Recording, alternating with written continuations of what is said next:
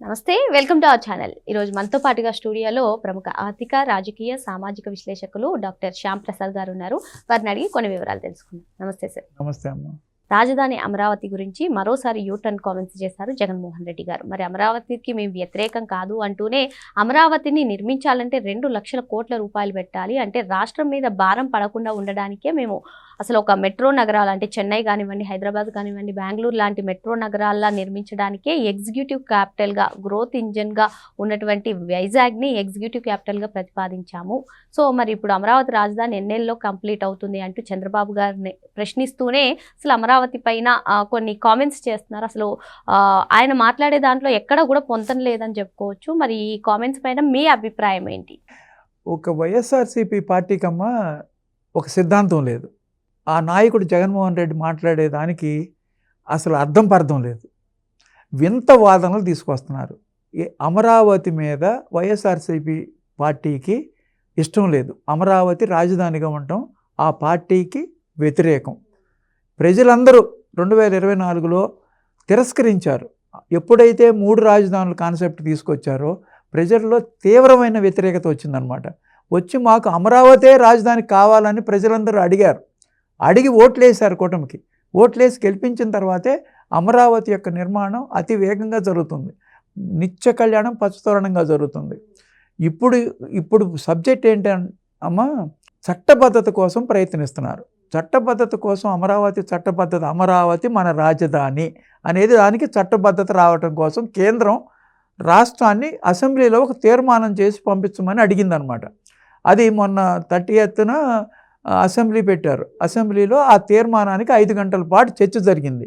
ఆ చర్చ సమయంలో వైఎస్ఆర్సీపీకి చెందిన ఒక 11 మంది ఎమ్మెల్యేలని ఆహ్వానించారు. వాళ్ళు వాళ్ళు వచ్చి వాళ్ళ ఒపీనియన్స్ అన్నీ మాకు అమరావతి చట్టబద్ధత కావాలి అనే ఒపీనియన్ వాళ్ళు చెప్పినట్టయితే కావాలా అక్కర్లేదా అని కూడా చెప్పొచ్చు. వాళ్ళ ఒపీనియన్స్ ఏదైనా చెప్పొచ్చు. అట్లా చెప్పకుండా ఇవాళ జగన్మోహన్ రెడ్డి ప్రెస్ మీట్ పెట్టి ఒక వింత ధోరణి, అసలు నాకు ఎలా మాట్లాడాలో కూడా అర్థం కావట్లే. అసలు ఇట్లాంటి వాడు 5 సంవత్సరాలు ఆంధ్రప్రదేశ్కి ముఖ్యమంత్రి చేశాడా అనిపిస్తుంది అనమాట. ఒక స్థిరమైన ఒపీనియన్ లేదు. సరే, ఆ ప్రెస్ కాన్ఫరెన్స్ గురించి మాట్లాడదాం. ఈలోపు ఇప్పుడు ఆ తీర్మానం అయిపోయింది. ఆ తీర్మానం కేంద్రానికి పంపించారు. కేంద్రంలో క్యాబినెట్లో ఆమోదం అయిన తర్వాత పార్లమెంట్లో పెట్టారు. ఇప్పుడు చర్చ జరుగుతుంది. ఇప్పుడే చూసా. ఆ చర్చలో మిథున్ రెడ్డి ఏమంటాడంటే, మేము అమరావతికి ఏమీ వ్యతిరేకం కాదు, కానీ రైతులకి ప్లాట్లు ఇంతవరకు ఇవ్వలేదు అని రైతుల మీద ఏదో వాళ్ళకేదో చాలా పెద్ద ప్రేమ ఉన్నట్టుగా మాట్లాడుతున్నారన్నమాట.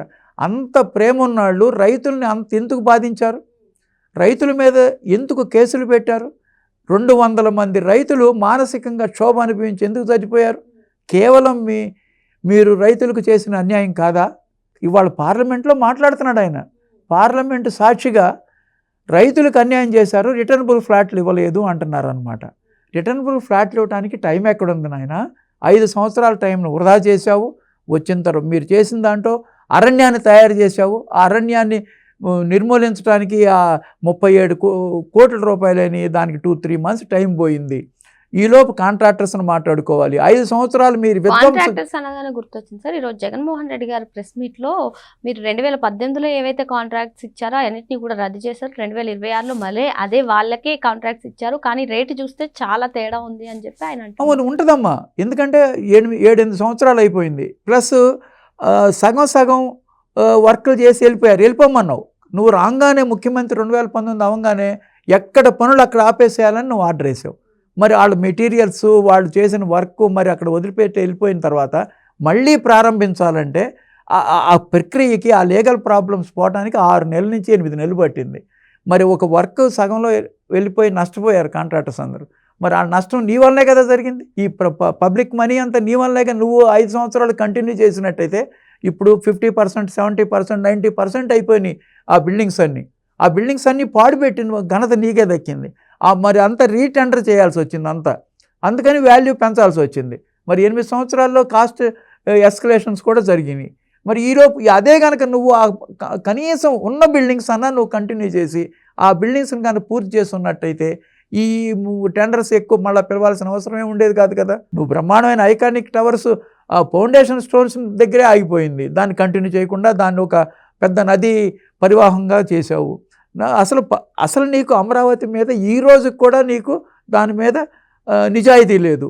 ఒకవైపు అమరావతిని మాకు కావాలంటానే ఎగ్జిక్యూటివ్ క్యాపిటల్గా నువ్వు వైజాగ్ కావాలని మళ్ళీ ఇందా ప్రెస్లో మాట్లాడుతున్నావు. వైజాగ్ ప్రజలు నేను తిరస్కరించారు, మాకు రాజధాని వద్దు అని కూటమికి భారీ మెజారిటీతో గెలిపించారు. అక్కడ 4 ఎమ్మెల్యేలను కానీ ఎంపీని కానీ అందరూ రాష్ట్ర ప్రజలు ఒకసారి కాదు పూర్తిగా వాళ్ళ యొక్క అభిప్రాయం మాకు అమరావతి రాజధాని కావాలని చక్కగా చెప్పారు ఓట్ల రూపంలో.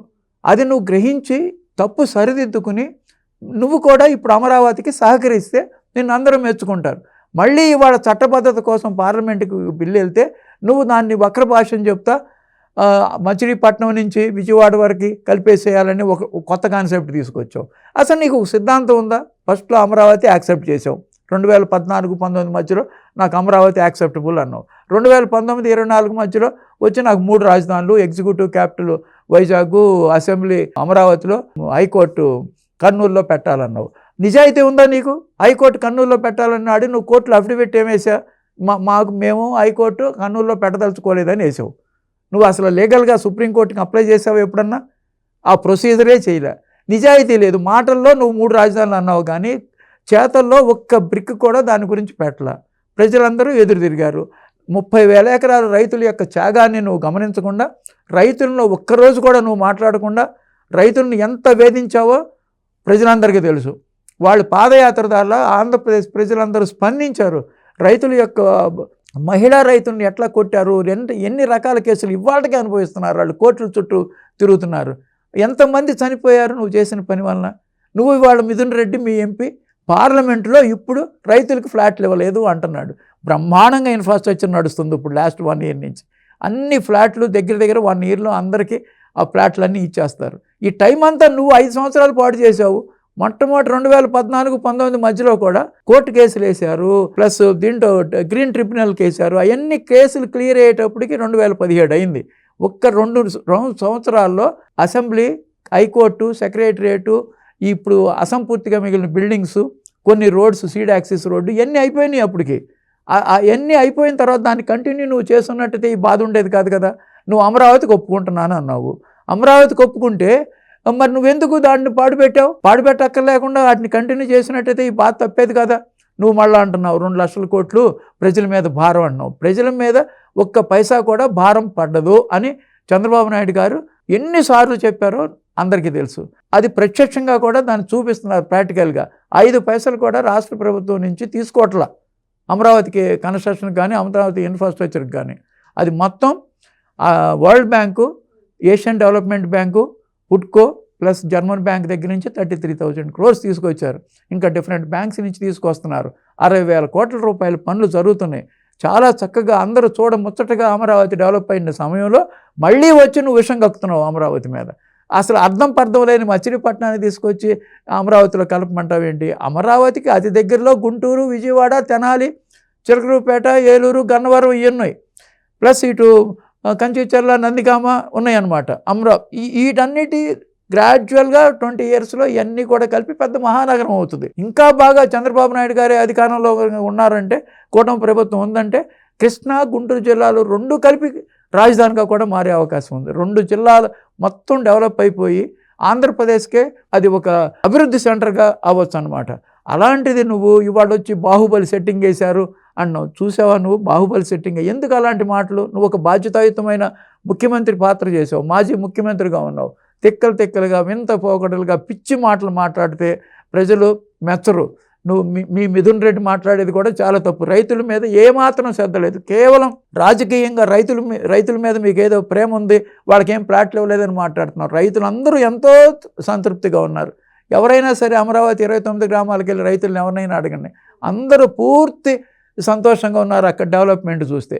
ఎట్లా కూడా నువ్వు వక్ర భాషను చెప్పి ఈ ప్రజలకి తప్పుదారి పట్టించాలనుకుంటే ఎవరు నమ్మరు. ఇట్లాగే కనుక నీ యాటిట్యూడ్ ఉంటే నీ పార్టీ మూసేయటం కరెక్ట్ కాదు. పార్టీ గ్రాడ్యువల్గా మీరు జెండా పీకేయాల్సిన అవసరం వస్తుంది. వైఎస్ఆర్సీపీ పార్టీ జెండా పీకేయటం తథ్యం. ఇలాగే అమరావతి గురించి నువ్వు మాట్లాడుతూ ఉంటే, ఎందుకంటే ప్రజలందరూ మెచ్చిన రాజధాని అమరావతి, బ్రహ్మాండమైన అభివృద్ధి జరుగుతుంది. దీని అర్థం పర్థం లేని మాటలతో ఇక్కడ పార్లమెంట్లో మీకేదో రైతుల మీద ప్రేమ ఉన్నట్లు మాట్లాడుతూ నటిస్తున్నాడు మిథున్ రెడ్డి. ఇప్పుడే నేను పార్లమెంట్ సమావేశాలు చూసా. మిథున్ రెడ్డి మా రైతులకు రిటర్నబుల్ ఫ్లాట్లు ఇవ్వలేదని ఈ మన చట్టబద్ధత చేసే చర్చలో మాట్లాడుతున్నాడు అనమాట.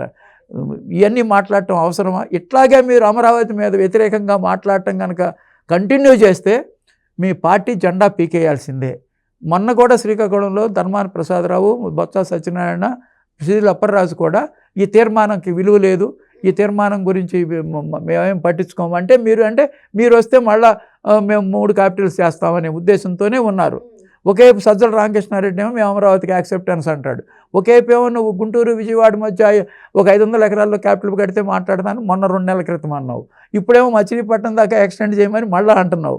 ఇట్లా నువ్వు రోజుకో రకంగా మాట్లాడుతుంటే లీడర్ అనిపించుకోరు. ఒక స్థిరమైన అభిప్రాయం, ఒక రాజధాని కట్టేటప్పుడు ఒక స్థిరమైన అభిప్రాయం ఉండాలి. అది సామాన్యమైన విషయం కాదు. అది ప్రపంచ స్థాయి రాజధాని కడుతున్నప్పుడు నీకు ఒక పద్ధతి ఉండాలి, సిస్టమేటిక్గా ఉండాలి. దాంట్లో ఏదైనా లోపాలు ఉంటే ఎత్తి చూపించు. అంతేగాని ప్లేస్ గురించి ఇక్కడ మార్చాలి, ఎగ్జిక్యూటివ్ క్యాపిటల్ అక్కడ 3 క్యాపిటల్స్, ఈ గందరగోళ పరిస్థితి తీసుకొచ్చి మళ్ళీ ప్రజల్ని ఏదో చేద్దాం అనుకుంటే ఇవన్నీ ప్రజలంత తెలివి తక్కువ వాళ్ళు కాదు. నువ్వు ఇదే కంటిన్యూ చేస్తే, అమరావతి మీద మీ పార్టీ ఇదే స్టాండ్ మీద ఉంటే నీ పార్టీ జెండా పీకేసే రోజు దగ్గరలో ఉంటుంది. మరో అంశంతో మళ్ళీ కలుద్దాం. Thank you sir. నమస్తే.